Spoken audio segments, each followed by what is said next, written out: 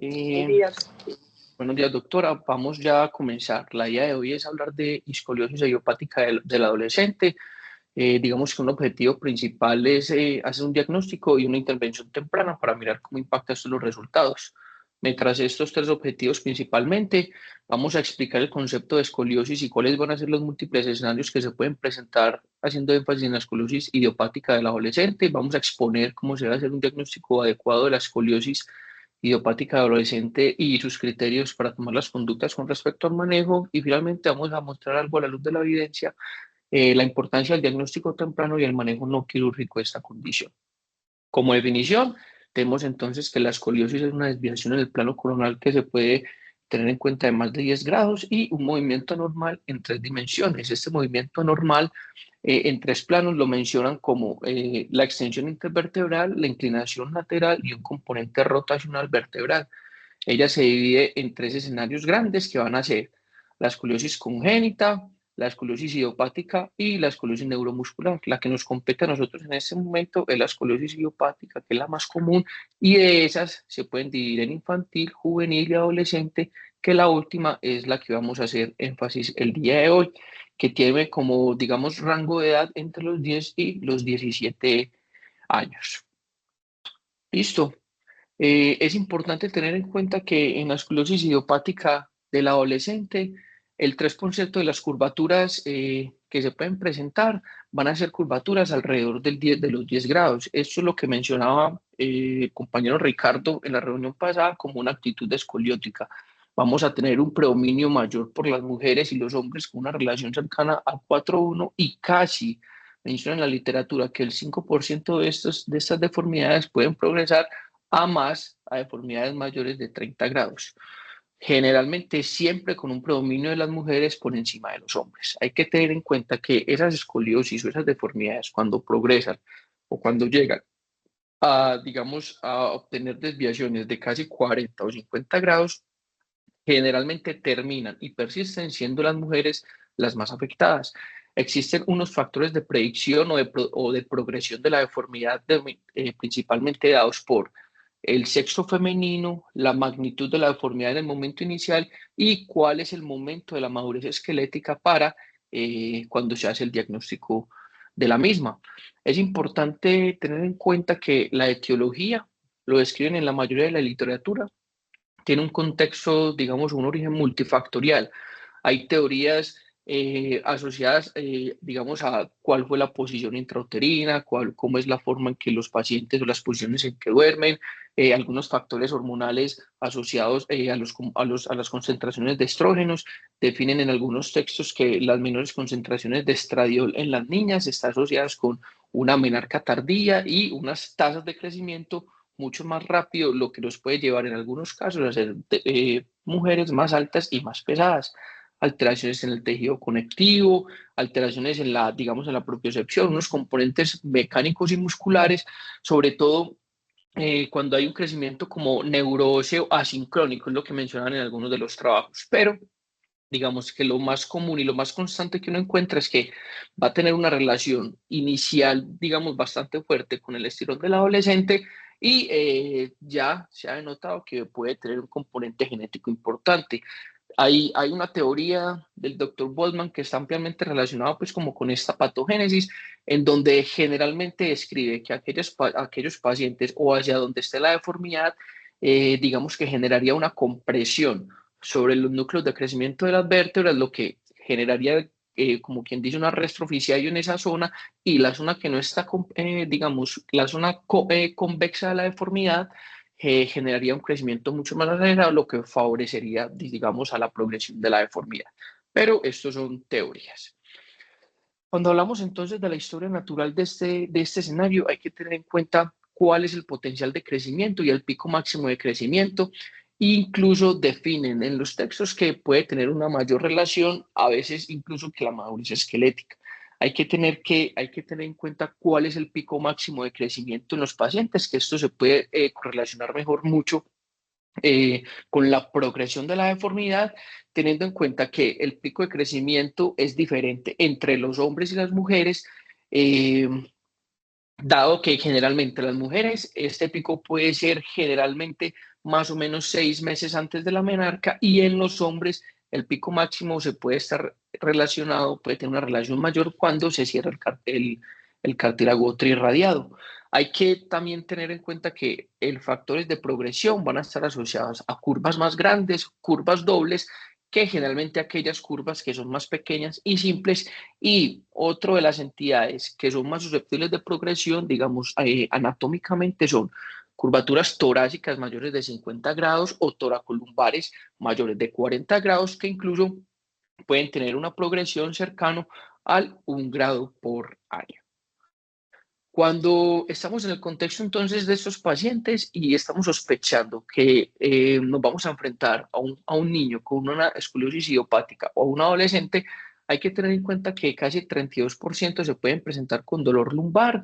Siempre hay que indagar por la menarca, teniendo en cuenta que las mujeres tienen un pico de crecimiento o tienen un crecimiento acelerado mucho antes de la menarca, y terminan su crecimiento máximo generalmente 2 años después de la misma.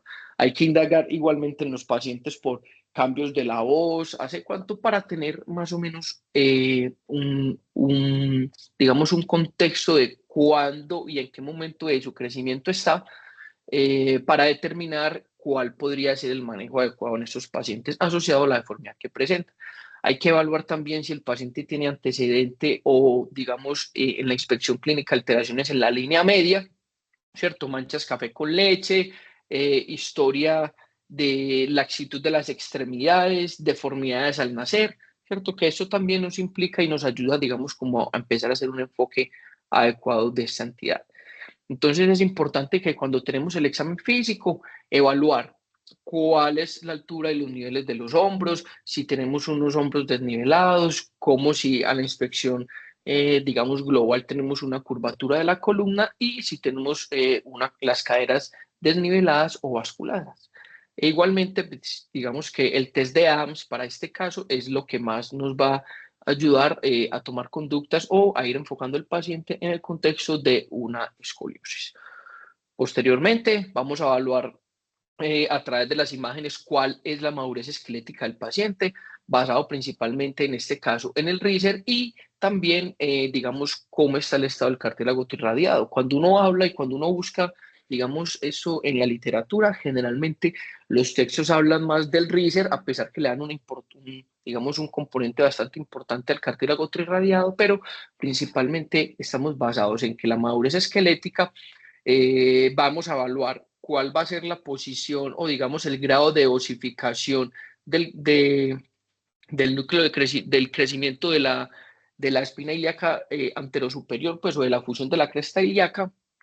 Y cuando, digamos, tenemos una fusión completa ya de ese núcleo de crecimiento, digamos que el paciente ya ha logrado, pues, su madurez esquelética adecuada. Obviamente nos podemos apoyar adicionalmente del Tanner, de cuál es la posición y el grado de osificación del cartílago trirradiado, y esto nos puede ayudar a fortalecer y a ser un poco más precisos en cuál es el momento de madurez que tiene el paciente, y así empezar a hacer el enfoque adecuado.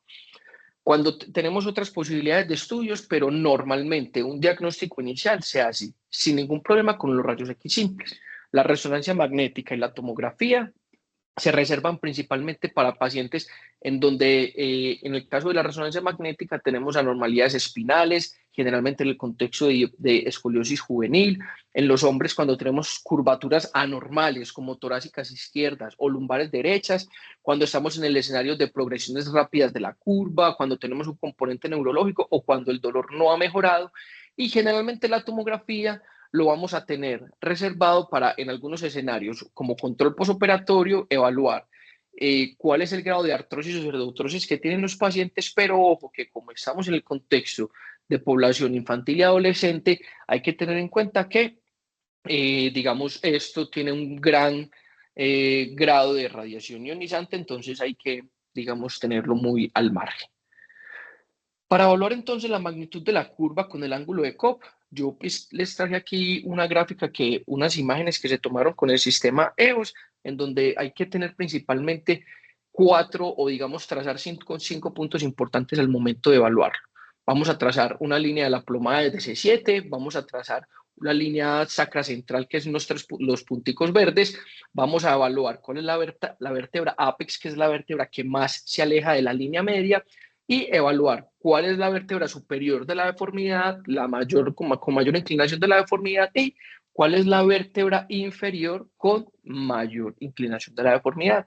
La superior trazándola por la superficie del plato terminal superior y la inferior por la superficie del plato terminal inferior, por decirlo así.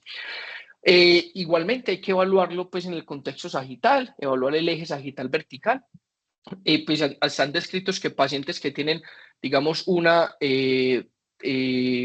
digamos, discrepancia o desviación de la línea sacra central con la línea sacra con la línea sacra media, o alteración de esa compatibilidad con la línea de la plomada, están asociados a alteraciones en el eje sagital vertical. Igualmente se traza la línea de la plomada y trazamos adicionalmente la línea del eje sagital, que va desde la esquina posterior superior de S1 hacia el cuerpo de la misma, ¿cierto? Y digamos que esta debería coincidir si tenemos el contexto de un paciente bien alineado o que no está asociado a la escoliosis, a una alteración del eje vertical sagital.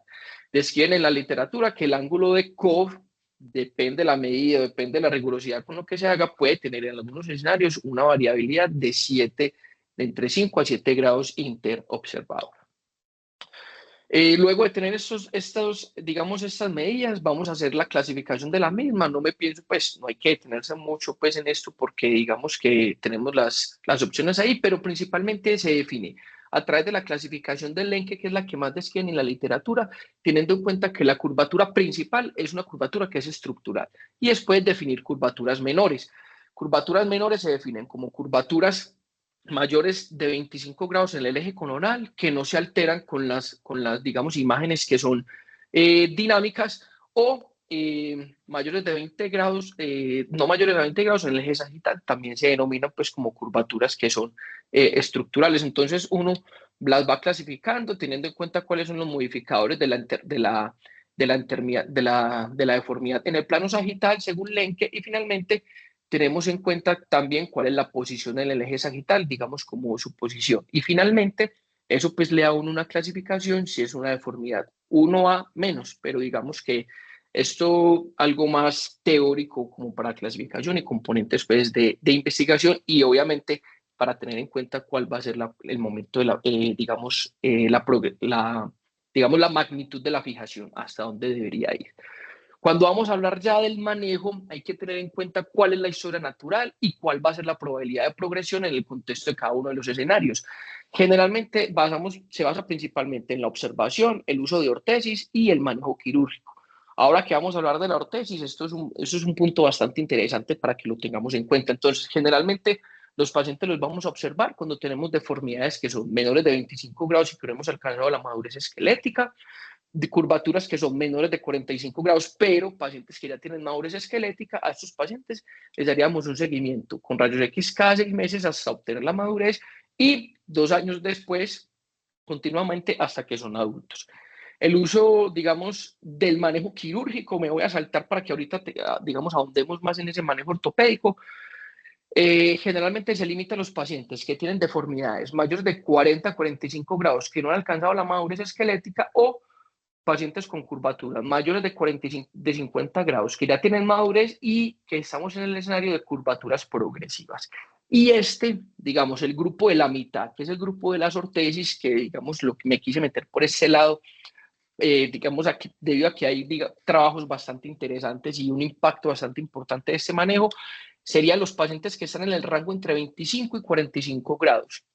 Pacientes que están en riser bajo, que no han logrado una madurez esquelética adecuada, generalmente el uso de las ortesis debe ser al menos 18 horas desde el momento del diagnóstico hasta la madurez, y existe un trabajo que, digamos, nos ayuda a sustentar esto. Es importante que las niñas, cuando están en el contexto de Riser 2, se va a usar constantemente, incluso hasta 2 años después de la menarca, y los pacientes en el género masculino se debe usar hasta que logren el Riser 5. Entonces, las ortesis que tenemos disponibles son las ortesis de Milwaukee, que son cérvico-toracolumbo-sacro, ¿cierto? Teniendo en cuenta cuando la deformidad, el ápex está en TT6. La ortesis de Boston, que es el TLSO, cuando el ápex de la deformidad está entre 3,7 y L2. Ya están las ortesis nocturnas, como la de Charleston, que es en estos pacientes en los cuales no toleran las ortesis diarias durante todo el día, se les da la posibilidad de esta ortesis, o la ortesis de Chenot, que es una ortesis que adicionalmente controla la deformidad y también tiene unas fuerzas rotacionales que en teoría, ¿cierto? Y algunos trabajos sustentan, puede mejorar las fuerzas torsionales o la deformidad rotacional que va a tener el paciente. Hay trabajos que sustentan esto, como este trabajo italiano en donde el uso de los resultados a largo plazo después del uso de brace del uso pues, de estas ortesis, es un estudio observacional y una corte de 163 pacientes y evaluaron los resultados luego de 10 años después de retirar la ortesis. Usaron una ortesis TLSO durante 13 años, digamos, luego de 13 años pues, de evaluarla, ¿cierto? En curvaturas con un COP menor y mayor a 30. Si vemos, digamos, la gráfica roja es la gráfica que, digamos, aporta toda la magnitud de los resultados. Bien tenemos en cuenta que el azul, la superior, los pacientes que tienen una deformidad mayor a 30, vemos cómo la deformidad, digamos, logra controlarse y se mantiene durante 10 años después del seguimiento con, digamos, resultados estadísticamente significativos para pacientes que tienen curvaturas menores a 30. E igualmente para pacientes que tenían curvaturas mayores a 30 grados, ¿cierto? En donde se logra un impacto bastante importante, una, digamos, permanencia sin, digamos, deformidad clínica importante durante la finalización del tratamiento y luego de 10 años la curvatura, digamos, o la deformidad parece que persiste constante. ¿Cierto? Entonces concluyen que el uso de la ortesis al momento del diagnóstico muestra que no existe una pérdida de la corrección 10 años luego de suspenderla. Aquí hay otro estudio por mencionar en donde el uso del brace en el tratamiento de la esclerosis idiopática pudo mantener las deformidades, digamos, por debajo del umbral quirúrgico, pueden ayudar a prevenir la progresión, incluso los pacientes pueden tener los mejores resultados y digamos que este trabajo y este ensayo clínico que se llama el BRACE, en donde pues usan el uso de la ortesis en los pacientes con escoliosis idiopática adolescente, desarrollaron una escala, ¿cierto? Digamos que los resultados definitivos están por publicar, como bien venía en la parte inferior, y hay una página que le ayuda a usted a calcular cuál va a ser el riesgo o cuál está el escenario en el que está el paciente. Ustedes se pueden meter tranquilamente allí. Yo aquí les traje un video de más o menos cómo funciona. Ustedes se meten a la página, aporta cuál es la edad del paciente, ¿cierto? ¿Cuál es el sexo? Pongamos femenino, que es lo más común. ¿Cuál es el ángulo de COP que nos dio al momento de la medición en el diagnóstico, en el consultorio? Y finalmente, ¿cuál es la altura y el peso del paciente? Si ustedes ven en la parte inferior, eso arroja un resultado en donde previene que el riesgo que su curva progrese es del 14%. Entonces, esto le da a usted que sin tratamiento, 100 pacientes como usted, 14 de esos 14 pueden tener una escoliosis que vaya a progresar hasta la necesidad de manejo quirúrgico. Entonces es una herramienta bastante adecuada. Igualmente, cuando pasamos a la siguiente página, le explica a usted cuáles, digamos, o le muestra al paciente cuáles son los riesgos que puede tener el no uso constante de la ortesis. Entonces, le menciona que si usted usa la ortesis al menos durante 2 horas, el riesgo de la progresión puede, digamos, si usted usa el brace durante 2 horas al día, el riesgo de la curva de progresión disminuye hasta un 70%, pero si usted la usa durante 8 horas puede disminuir al 49% y si usted la usa durante más de 18 horas, el riesgo de progresión de la curva puede ser solamente un 17%. Entonces es una herramienta bastante útil. Cuando ya nos metemos en el manejo quirúrgico, ya habíamos mencionado rápidamente pues, que las indicaciones están muy claras, curvaturas mayores de 40 a 45 que no hayan tenido madurez esquelética, curvaturas mayores de 50 grados con ya madurez esquelética y deformidades progresivas. Digamos que lo que menciona en la literatura generalmente aclaran que ojalá sea pues por posterior, teniendo en cuenta que ahora, digamos, la fusión temprana puede alterar la altura del tronco digamos, la amplitud de la pared torácica y la función adecuada de los pulmones. Y digamos que describen que inicialmente, a pesar que lo que más sedimentado está en la literatura es la fijación posterior, para tratar de prevenir estas, digamos, complicaciones, sobre todo en pacientes más jóvenes, están las opciones de epifisiodesis, grapas y anclajes espinales. Simplemente por mencionar algún resultado del manejo quirúrgico, generalmente los pacientes luego de seguimientos entre 2 años y los 60 meses apuntan al puntaje total del SRS, en donde están evaluados la autoimagen, la satisfacción, el dolor y la función y el estado mental. Todos generalmente pues podrían mejorar después de la fijación, generalmente pues cuando uno evalúa los forest plots, pero luego de 60 meses aclaran que los pacientes no todos se sienten, digamos, funcionalmente satisfechos y que incluso pueden tener algunas, digamos, escenarios de dolor y, digamos, mala función. Y finalmente, cuando vamos a evaluar, digamos, el cuidado posoperatorio en estos pacientes, hay protocolos de manejo del dolor y adicionalmente los protocolos que incluso hace poco hablé con el doctor Toro allá en San Vicente, de ERAS, en donde generalmente el manejo de los pacientes en el posoperatorio tiene una importancia bastante relevante. Entonces, si ustedes vamos a ver los forest plot a favor de la estancia hospitalaria, todo tiende a el manejo, digamos, protocolizado a favor de los ERAS con respecto a la estancia, la pérdida sanguínea, ¿cierto? Las tasas de complicaciones y generalmente se basa en 3 aspectos: el escenario preoperatorio, intraoperatorio y posoperatorio. Preoperatorio generalmente, principalmente se basa en una adecuada educación, una prehabilitación importante y, digamos, la asepsia antes de llevar a cirugía. En el contexto intraoperatorio, digamos que generalmente incluyen o favorecen el uso de lautiva, ácido tranexámico y soluciones adecuadas para la población infantil y limitar el uso de intensificador de imágenes, obviamente siempre que sea posible. Y en resumidas cuentas, para el manejo postoperatorio, hacer un switch a analgésicos orales rápidamente en las primeras 24 48 horas, sentar rápidamente al paciente, ir avanzando en la dieta de una forma activa con el fin de dar una alta temprana y esto favorece pues la disminución de la tasa de complicaciones. Entonces, como conclusiones, la búsqueda activa de la escoliosis en el adolescente es un pilar fundamental para tener un diagnóstico temprano con el fin de prevenir progresión y la necesidad de procedimientos quirúrgicos. Las herramientas para obtener un diagnóstico más preciso son de bastante utilidad en el momento del diagnóstico. Y el uso de corset ha demostrado ser efectivo en los pacientes bien seleccionados y es importante la buena educación con el fin de mantener la adherencia. Las opciones quirúrgicas finalmente pues están descritas con buenos desenlaces al final, pero hay que tener en cuenta pues los riesgos que esto implica. Y esto era lo que les tenía para hoy, tratando pues de cumplir los tiempos.